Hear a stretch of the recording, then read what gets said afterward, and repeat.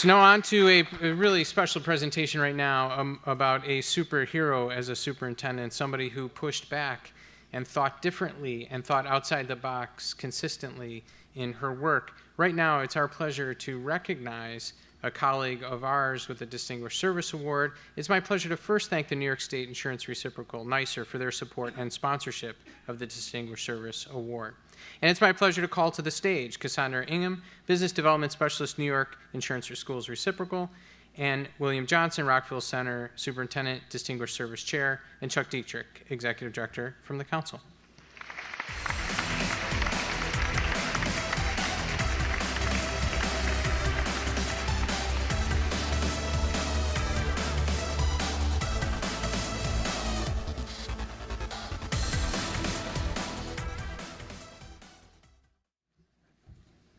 Thank you, Kevin.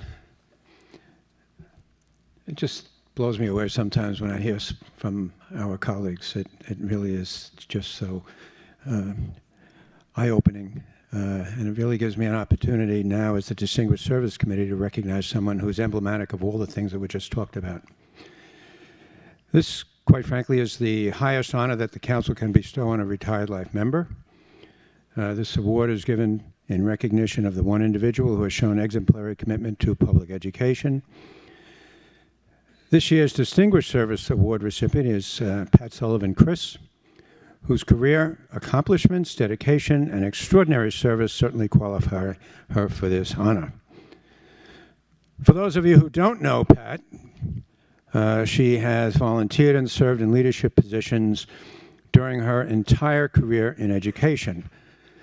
Also, what you may not know is that her career began in Rockville Center with a guy by the name of Bill Johnson, who was her supervisor as the Director of Special Education. Thank God there was no APPR score in those days, or we may not be standing here today. However, but for all the very, very good reasons, the then superintendent pulled her very soon from the classroom to work in a leadership role and to develop a diversity and equity plan for the entire school district, and off went her career. As an elementary principal, she served as a St. E's Region 2 Vice President. When she was an assistant superintendent, Pat served as president of the Nassau Association of Directors of Curriculum, as superintendent in Hopin Athletic Association representative, and a member of the Legislative Committee in Suffolk County. In 2010, she became a member of the Council's House of Delegates and participated on the Commissioner's Advisory Council. She also worked as a legislative co-chair and was a member of the Steering Committee for the Council's Women's Initiative. Pat continued in her leadership roles serving on our Executive Committee and shared in various leadership roles on that committee before becoming our president in July of 2016. When she led our organization, she developed new 3-year goals for the Council and also successfully helped to transition to a new executive director. One of the priorities of the Council's president was to focus on inclusiveness and diversity. During her presidential year, the Council initiated a task force on diversity, which transformed into the Commission on Diversity and Inclusivity. Pat transitioned to superintendent of West Hempstead towards the end of her career, joining the Nassau County Council of Schools Superintendents Executive Board before she retired in 2018. So at this time, it is my pleasure to present the 2019 Distinguished Service Award to Pat Sullivan Chris, a remarkable leader who has given of herself well above and beyond, and for the extraordinary difference she has made in the lives of students, families, and all of us. I invite Pat to the stage to receive her award and say a few words. Thank you.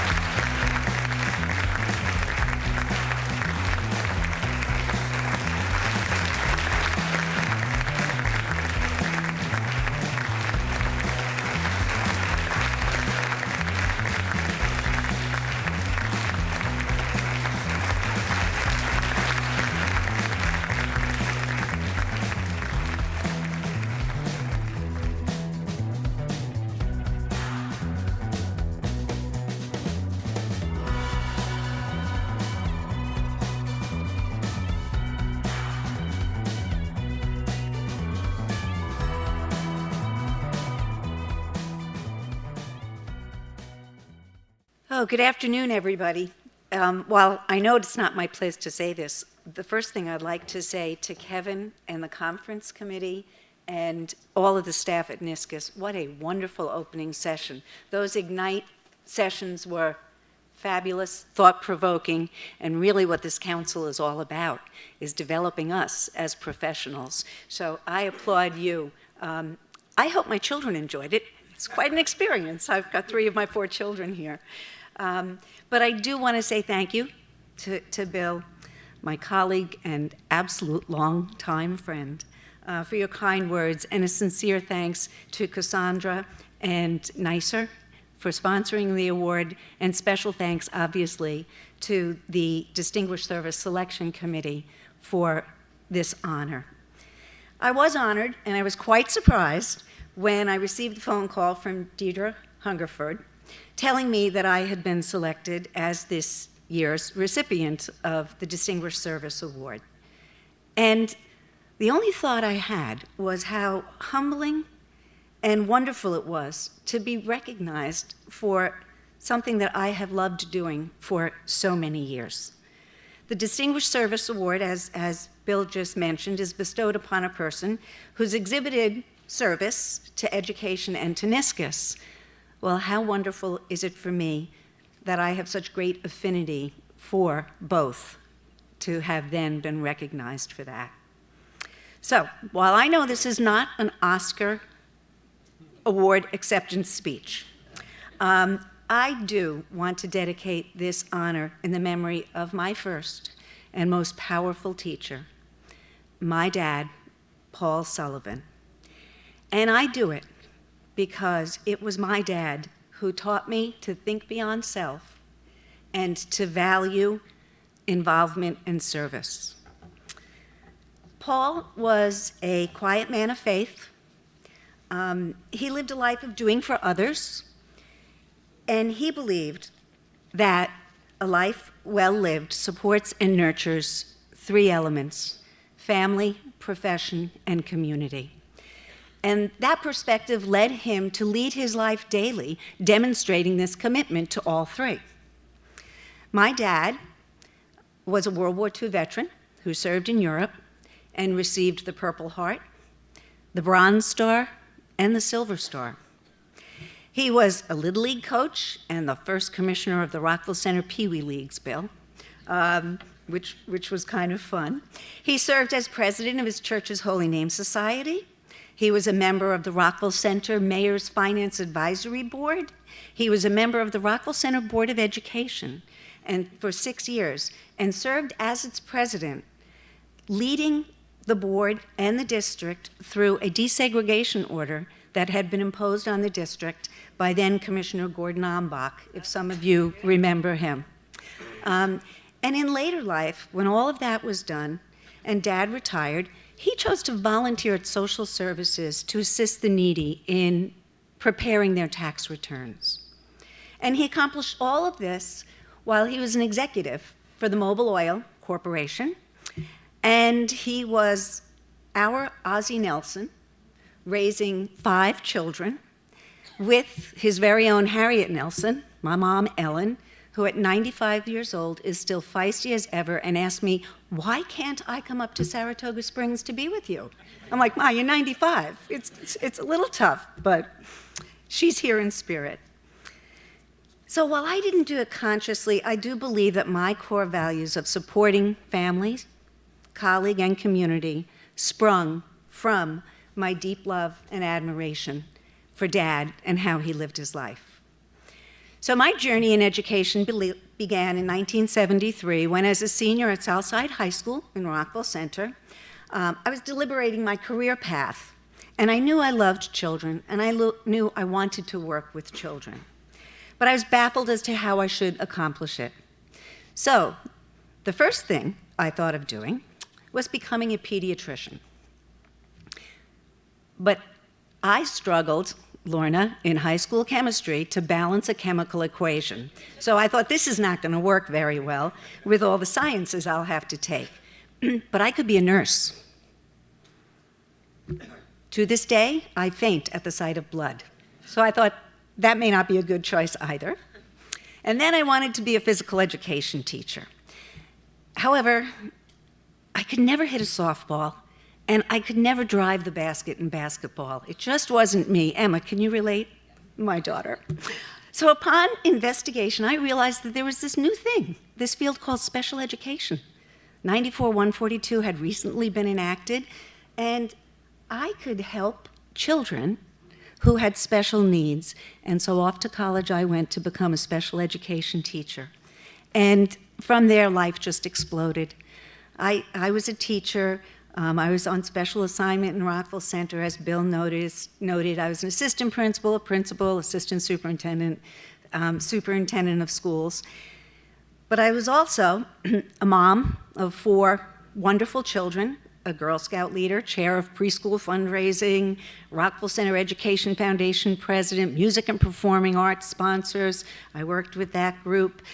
Essentially, what I found myself having was kind of the disease that when volunteers are asked for, this hand just kept going up.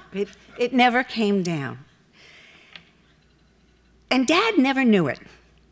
But the connection here is that he's the person who taught me the lesson of service. He didn't understand how very often I used him as my example in responding to that famous interview question that all of us gets asked on an initial interview, which is, tell me a little bit about yourself. And when that question was asked, whether it was in Maryland or Rockville Center or William Floyd or Carl Place or Plainview or Bethpage or Hauppauge or West Hempstead, I knew how to define myself in terms of who I am and what I value. And I knew that the value in my life was to remain true to that definition. So, to my superintendent colleagues and friends, in choosing to be a superintendent of schools, each of us chose to be in a service profession. We give of self to children, to parents, and the community. And as such, we play an amazingly important role in the development of so many lives.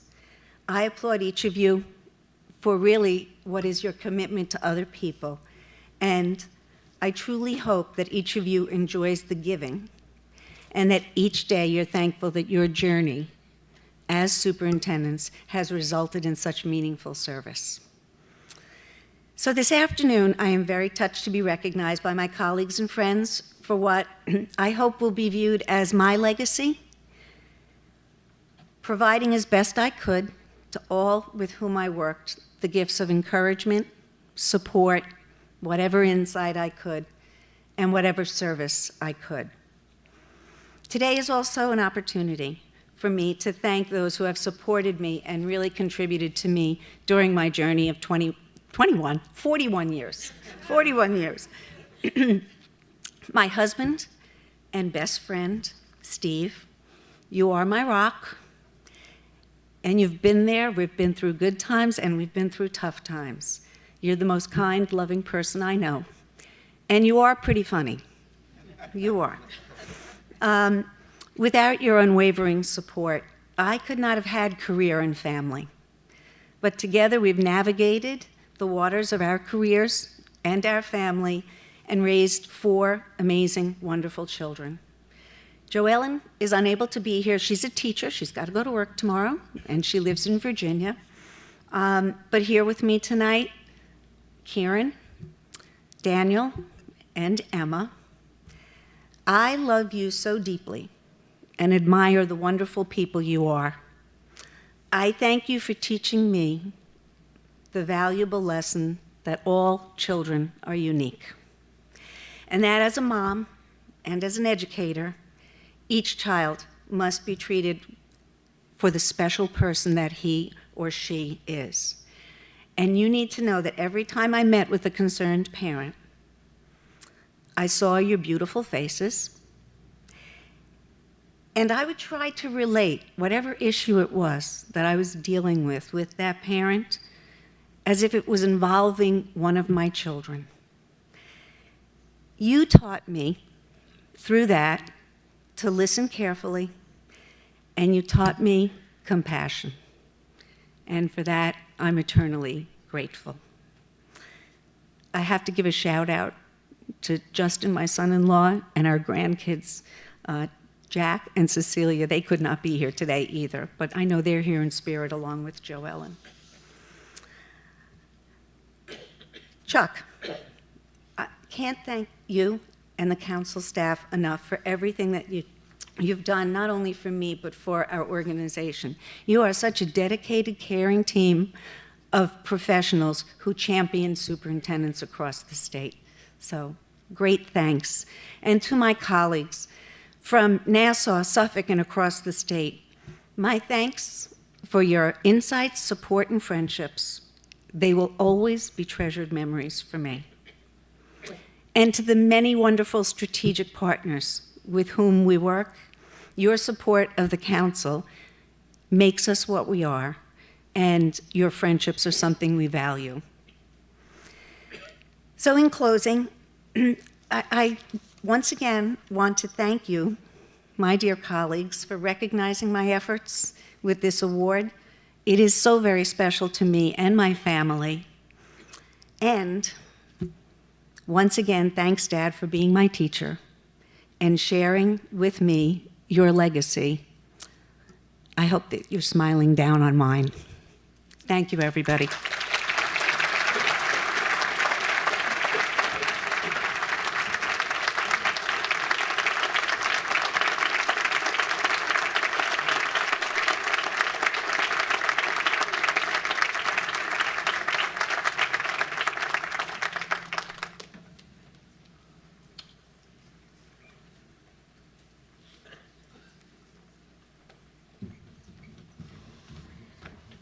Thank you, Pat. Thank you for inspiring us, and thanks to your dad for inspiring us as well.